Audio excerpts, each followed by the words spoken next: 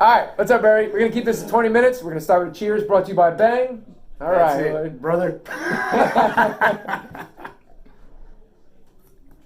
All right, love these. Okay, we're going to keep this to 20 minutes because we know you got a lot of podcasts to listen to, and what makes Lloyd and Eric special other than our charming personalities and our damn good looks and our great fitness and athletic coaching ability.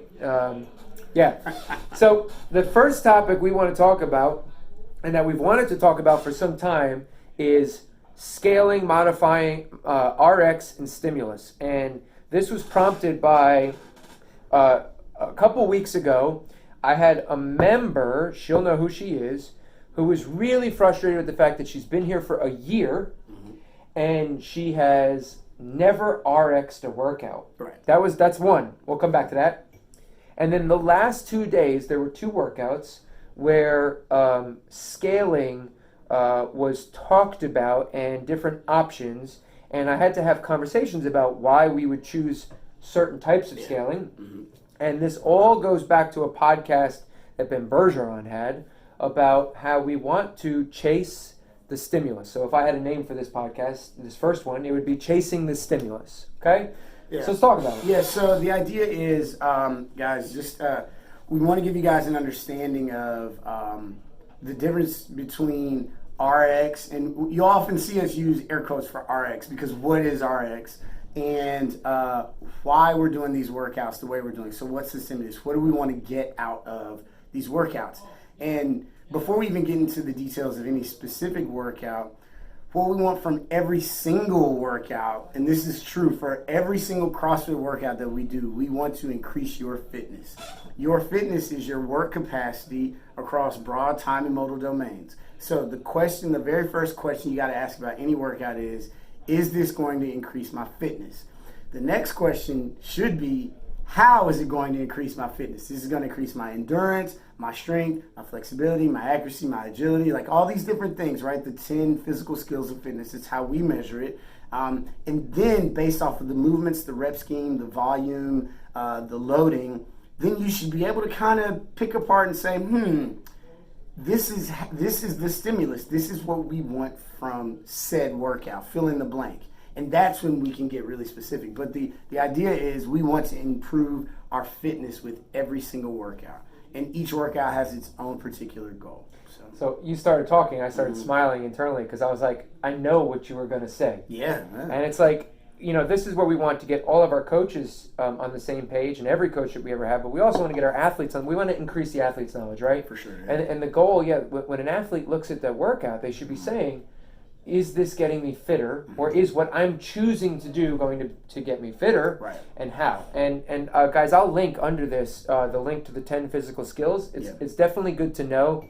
And then the quote you said, right, increasing work capacity across broad modal time modalities and time domains. All that means is making you well-rounded. Yeah. Will this make you a well-rounded athlete? And if so, how? Are we working on strength, stamina, and all this stuff? So let's talk about the first comment that came up.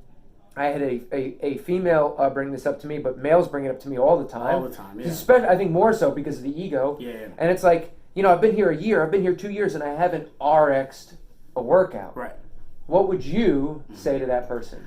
So I would ask that person first, and knowing like I'd get a strange answer that I can like dive into with them, but and that would be my open door. But I would ask that person, well, what is RX? What is RX? The RX, it's written on the board. Right, but what does that mean? I don't know. I just want to do it because it's written on the board. Because it's written on the board, right. And so I can tell you this, for starters, there's nothing that we do that's arbitrary, right? Like everything has a very specific purpose. So the textbook definition of CrossFit is constantly varied functional movements executed at relative high intensity. And what do you mean relative? So yeah, that's the key word, relative intensity. That is intensity relative to who you are as an individual.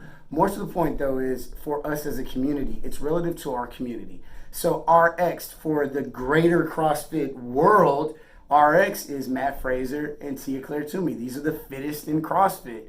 Now, if we do a workout that's programmed to them, nobody's going to be able to do that workout. These are the fittest people on earth. So it can't be their RX, it's got to be relative to our community, right? Like that's the smallest sample size we can program to. I want to interject here. Mm-hmm. So this is an interesting thought I had recently. Yeah. Fran. Yeah. Fran should be done, by the way, in like 3 minutes. 3 minutes, 30 seconds, tops. Right? Yeah. If you're not doing it in 3 minutes, you're choosing the wrong scale. Yep.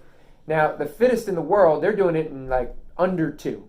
Just under 2. So my question is like, Mm-hmm. maybe they should be doing it at 115. Mm-hmm. Or maybe we should be doing it at 75. I'm just curious, when Greg Glassman or whoever created Fran put that together, Yeah. right? Knowing that, the fittest in the world are doing it in a minute 30, I wonder if he was thinking 3 minutes, because at the time the fittest in the world was, maybe not to what Matt Frazier is. Mm-hmm. Now, maybe we either need to scale down Mm-hmm. to get a minute 30 or 2, Right. right? Or they need to scale up. It's just another.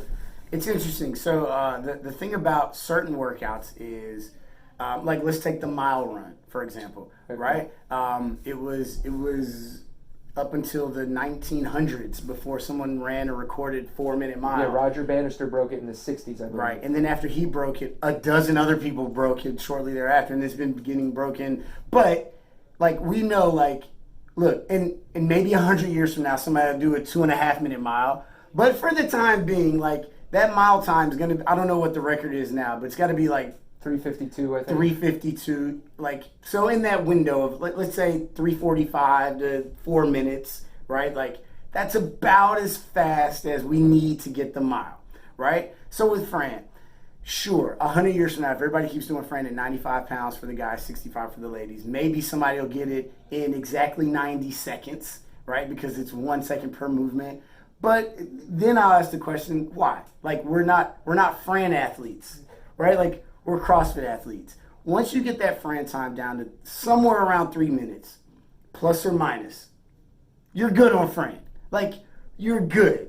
We can spend more time working on that, for instance, and maybe, on a great day, you'll get it at that 2:30, right? Good, I'm feeling great. I slept well, nutrition was dialed in. I just came out, I was in the zone that day. I got that 2 minutes and 20-second Fran, great. Write it down, good.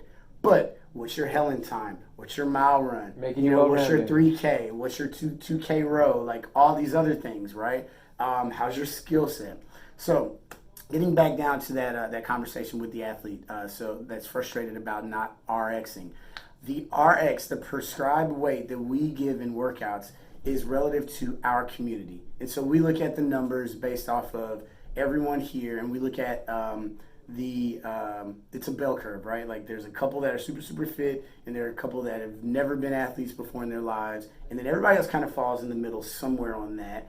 And so we have to program to raise the ceiling and the floor at the same time. So you can't program just to raise the floor because the fittest won't continue to get fit. You have to program to kind of keep the carrot right in front of the most fit. That way everybody else chases that as well. So that pulls the entire community ahead. Now, that's just a prescription for the group as a whole. What I like to refer to scaling as is scaling tailors this group workout to you. It makes it custom made to fit. It's different than getting a suit off the rack. It's now you have a tailor that's measuring you as an individual, and this is the suit for you. So that's how you look at scaling. Yeah, It's tailored. scaling. It's not like, oh, you're not fit, Right. so you can't RX. I think that's the problem. Right. They 'Cause label scaling themselves. has a negative connotation. It's not. This is the universal individualizer of a group exercise, a group workout. So let's just say that Yeah. if you don't do the RX, that does not mean you are not fit. Exactly. Doesn't It's mean not. that at all. It's not a label. Yeah. It's not like if I fail, am I a failure? If you don't RX, it does not mean you're not an athlete.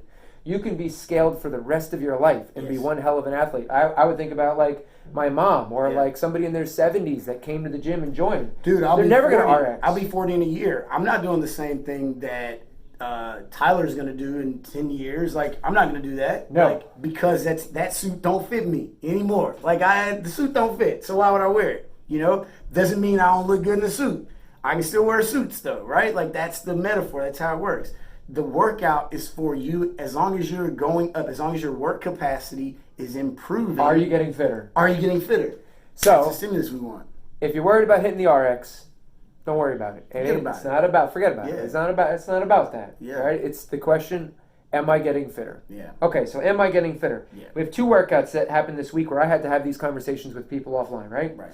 And the one was the one that Keith programmed on Thursday. And if you guys weren't there or whenever you're watching this, it was an 8-minute AMRAP, so short, relatively short, and it was a 45-pound empty barbell squat snatch. Yes. And then lunges, and it was an ascending ladder. So you would do 1 squat snatch and then 2 lunges, With and then the weight overhead. with the weight overhead, overhead lunges, and then you would do 2 squat snatches, keep the weight up overhead, and do 4 lunges. Okay, and it was an ascending ladder for 8 minutes, and Keith got the highest score. He got 10 full rounds.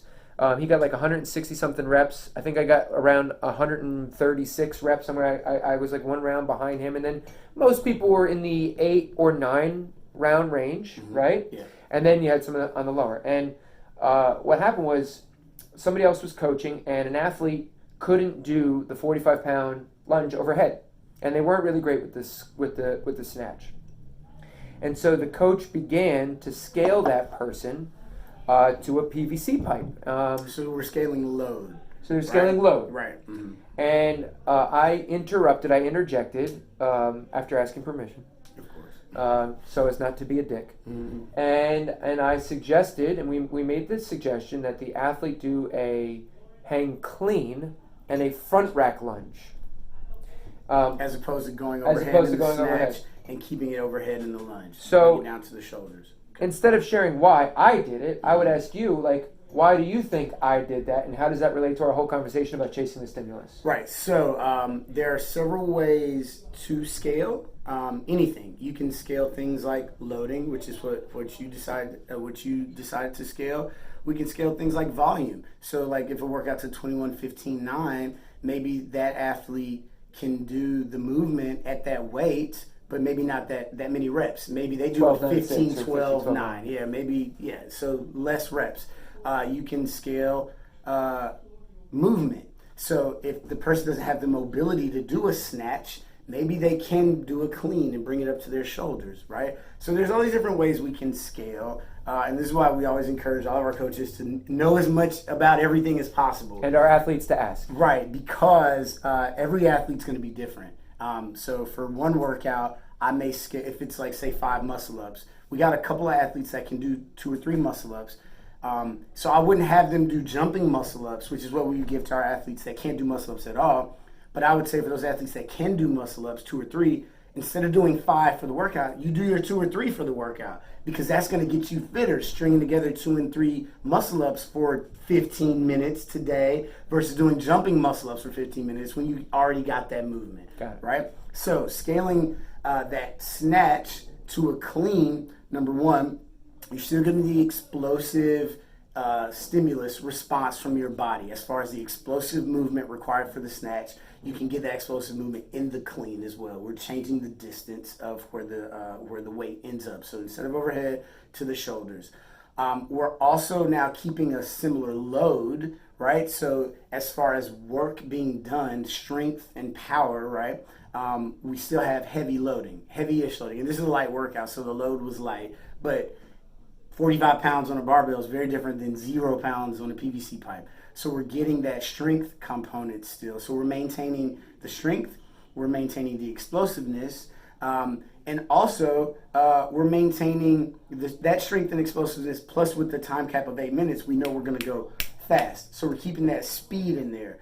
So doing it to the shoulders versus doing it overhead, it's going to feel the same way for that athlete that doesn't necessarily have the mobility to go overhead, the key, right? That stimulus is going to feel the same way to that athlete doing the cleans that's going to feel to that other athlete that has the mobility to do the snatches. So that's feel the same way is probably the best like layman way to explain it. And that's kind of what I was trying to explain to the coach was if you throw a PVC pipe overhead and you do lunges for 8 minutes, it's not going to feel the same as a 45-pound barbell over your head. That's right. And what I think that turns into is a skill building session for 8 minutes where you're practicing the snatch instead of getting the workout. Yeah. And what I try to do when I don't create the workout is I try to look at a workout that's created by a coach and say, like, what is that coach trying to accomplish? Yeah. And it's not always a perfect, I'm not always going to be right on, but I try to guess. So transitioning to yesterday's workout. Yesterday was 42, 30. Wait. I want to say this about skill, though. Yes. One thing I want to interject. So the reason why you wouldn't want a skill portion during your workout portion is because in a skill session, you get something totally different than what you get in a workout session. As far as the stimulus. Right. So your workout session, you're getting better fitness. In a skill session, so in the workout session, the reason you're getting better fitness is the intensity. In a workout session, you want the intensity high because we're not learning anything in a workout. We're doing movements that we know how to do. We're doing them as fast and as heavy as possible in some cases, but we want the intensity high because we're not learning anything. We're learning like how long we can endure, the stress of a workout, but that's about it. So you're not learning. You're not learning. In the workout. Right. In a skill session, the intensity is markedly low because it's the only way you can have a neurological adaptation, i.e. learn when the intensity is low. And this is physiology. This is physiology. Like, you're not going to retain information when you're under stress, right? Like, you learn when the intensity is low. And so in the skill session, we want the intensity low so you can learn and create the new brain patterns to learn the skill. And so that's why you don't want a workout session to be a skill session, because you're not going to get any more fit during a skill session. That's a great interjection. I think the best way for our Krav students, if you're watching this, it was like, imagine if you tried to learn boxing. You never boxed before, you put on the boxing gloves, you step into the ring, and then a boxer starts fighting you, and the coach is going, no, you got to weave. Like, no, look, your shoulder. Plant your back foot. He's like getting hit in the face. Like, so, you can't teach the snatch during the workout. No, you can't. No. So that do something that they know how to do. That's a great interjection. Yeah. So the skill building happens in skill building, and the workout, the intense part, is the work. The coaching is minor stuff to keep you safe, but you're not learning. Okay. Yeah. So for yesterday's workout, yesterday was box jump overs and thrusters with a dumbbell snatch, right? And now that's a tough one. The rep scheme was tough for me to kind of look at and go, I think it should take this long. It was tough. Some workouts are tough. But what I did was in the middle of the day, I looked at what the earlier athletes did. And I saw that some of our fitter athletes did it in about 7 minutes. And to me, that meant the time cap should be around 10. If the fittest athlete gets it in 7, you got to allow the newer athletes a couple of extra minutes, maybe 50% extra time, because they're learning the movements, and they need the exposure. The people who know the movements, if they're tailored appropriately, right, instead of scaled, right, they should be around the 7-minute mark because they're chasing the stimulus. They should feel the same as our fitter person, like a Hosley or a Tyler, as far as their cardio-wise, if they chose the right stimulus. So that means how do we modify? Right. The box jump over, what are we looking for? Well, when I explain to a new coach or somebody who wants to be a coach the difference between power and work, the difference is time. Yeah. So stepping up onto a box 20 times is a lot different than jumping up onto the box. Totally different. Yeah. So my guess is when I see that an athlete does this workout in 7 minutes, my guess is what they're doing is they're not standing up to full extension. They're jumping up, staying bent over, hopping down, and then when their feet hit the ground, they're immediately bouncing back up. Yeah. So what you get is like jump down, jump down, jump down, jump down, right? And they're doing that as fast as possible. That is a very different stimulus than somebody who jumps, turns around, steps down, jumps, turns around, step down. Yeah. Now, I didn't program Fridays Why, but my guess was that what Keith wanted was that intensity. Yeah. That jump, jump, jump, jump, jump, jump. So the question is, how do you scale that? Well, how do you tailor that to me so that I get the same workout as a Hosley or a Tyler? Right. So there, and I think this is a good point, a good moment to also mention, right? Like there's so many different reasons why to scale or tailor it to you. That may not even have anything to do with your fitness. Like you may be able to run a 5-minute mile, and that workout, which is a lung burner, might not work for you because you may have a bad hip and you can't jump and land, right? You have the lung capacity, aerobic capacity to go fast, go hard, right? But maybe like you just, maybe you twisted your ankle that week, right? Has nothing to do with your fitness. You got a bad ankle and you don't need the impact, the pounding on your joints, right? So there's so many different reasons why to scale or tailor it to your own needs. But what you want to mimic, though, all things being equal, what you want to mimic is just exactly what that movement is going to require your body to do.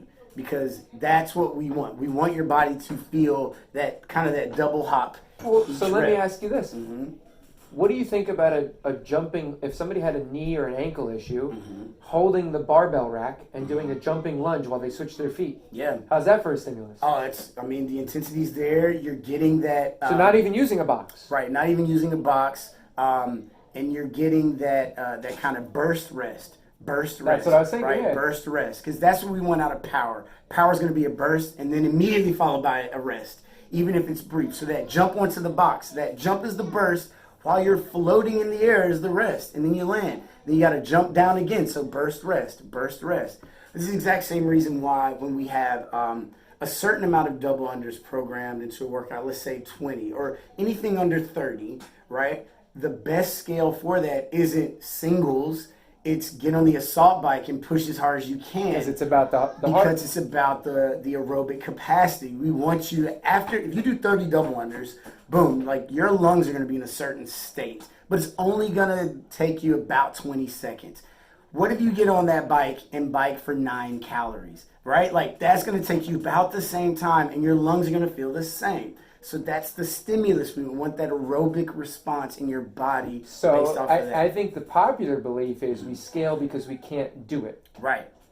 So if I can't do double unders, I do singles because I can't do double unders. Right. We're not scaling because we're trying to get the stimulus and we can't get the stimulus. Right, and that's what we need to be thinking about when it comes to scaling. Scale for the stimulus, not necessarily the movement. So doing that workout yesterday, the box jumps and the thrusters in 6 minutes versus 12. Right. We're talking about 2 completely different heart rates. Workouts, it becomes 2 different workouts. 2 different workouts. Yeah. Cool. So guys, look, we're at 22 minutes. I think we did a pretty good job. Yeah, we did all right. Yeah, we did all right. I hope this helps athletes. If you can't RX, it doesn't mean you're not an athlete. Right. At all. Yeah. Right? It has nothing to do with it. You could never RX ever. Yeah. If you are getting fitter, if you're chasing the stimulus, you are getting fitter, and we're doing our job as coaches. And that's our job, just to make you fitter and healthier. Yeah, and I think so ultimately is this, right? Like, just to button it up, you got to ask yourself why you're here. Like, why did you come into Blue Titan today? And I think the answer is overwhelmingly to get fitter, right? And so the emotional attachment to RX, the only time, like, it's important to RX is if you're competing. Right? Like, and I'd even up that and say if you're competing for money or some sort of cash prize or something, right? Like there are actual real stakes involved. Then RXing is very important. Apart from that, your goal should be to get fitter. Like that's why we're all here, is to become more fit. And so RX is like, the idea of RXing is like whatever you do is RX because that's you. That's your RX. That's your RX, right? We should come up with different names for RX and scale. Right, yeah. I like Taylor, though. Like Taylor, like put your own suit on and get fitter for that day because that's what we're here to do, right? And put that as your focus and let that guide you versus chasing certain numbers. Like the numbers will be what they are. That's it, guys. We just want you to be fitter, safe, happy, healthy. That's all I want. I hope this helps. And guys, if you like this, or if you have questions, whatever, leave them below, and we'll comment, we'll interject, and we'll help you guys. Yeah, cool. Sure. Cool. All right, peace, guys. Cheers. Ah.